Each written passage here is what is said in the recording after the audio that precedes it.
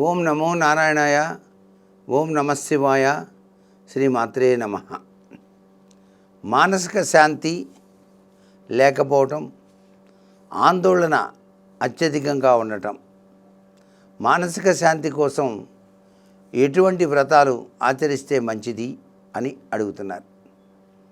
సహజసిద్ధంగా మానసిక శాంతి, ఇంటిల్లిపాది సుఖశాంతులతో జీవితాన్ని గడపడానికి మన భారతీయ సనాతన సంస్కృతి సంప్రదాయం కొన్ని విశిష్టవంతమైనటువంటి మాసాల్లో మీరు పూజలు చేయండి అని నిర్దేశించింది.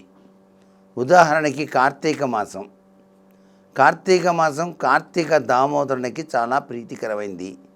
ఈ కార్తీక మాసంలోనే నిత్యం కూడాను అటు విష్ణుదేవుని ఇటు పరమేశ్వరుణ్ణి ఇరువురిని కూడా చాలా చక్కగా పూజ చేస్తాం.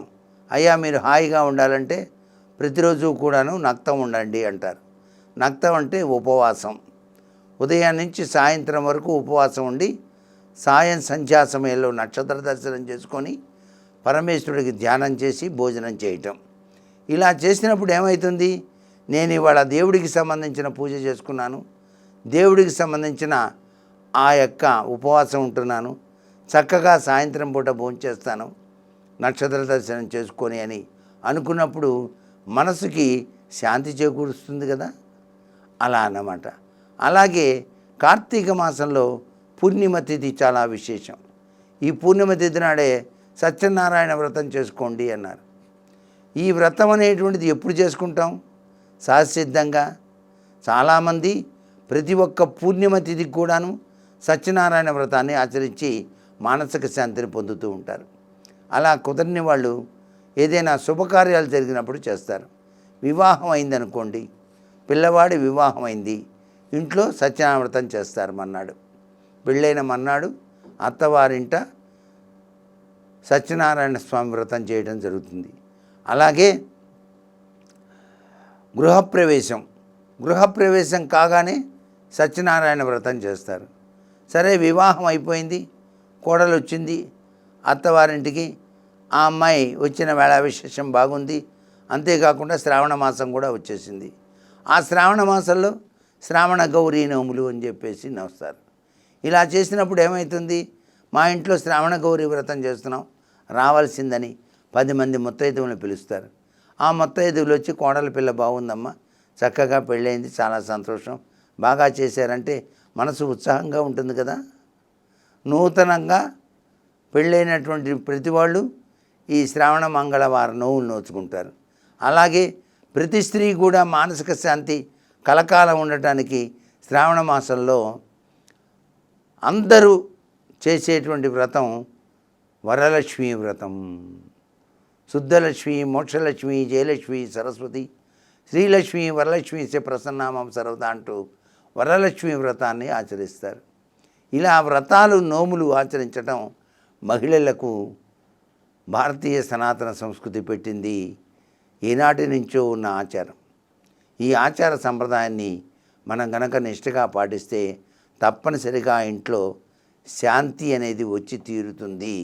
అశాంతి, భయం అనేది ఉండనే ఉండదు.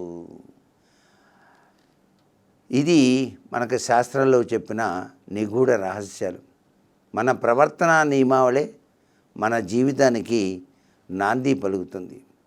మనం చేసేటువంటి మంచి కార్యక్రమాలే మన జీవితానికి అదృష్టాన్ని ప్రసాదిస్తాయి.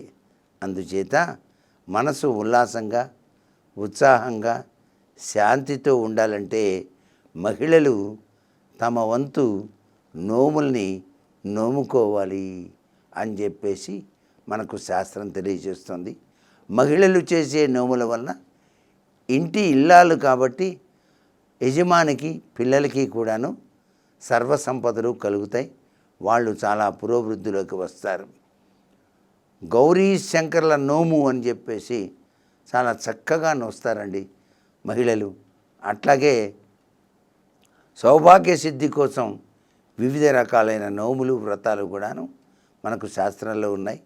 ఇవన్నీ కూడా ఆచరిస్తూ ధరిస్తూ మన భారతీయ సనాతన సంస్కృతిని పరిరక్షించడానికి శక్తి స్వరూపిణి అయినటువంటి ఆ మహిళలే ముందుండి అన్నిటినీ సమర్థవంతంగా నిర్వహించి తమ జీవితాన్ని ఆనందమయం చేసుకోవాలి.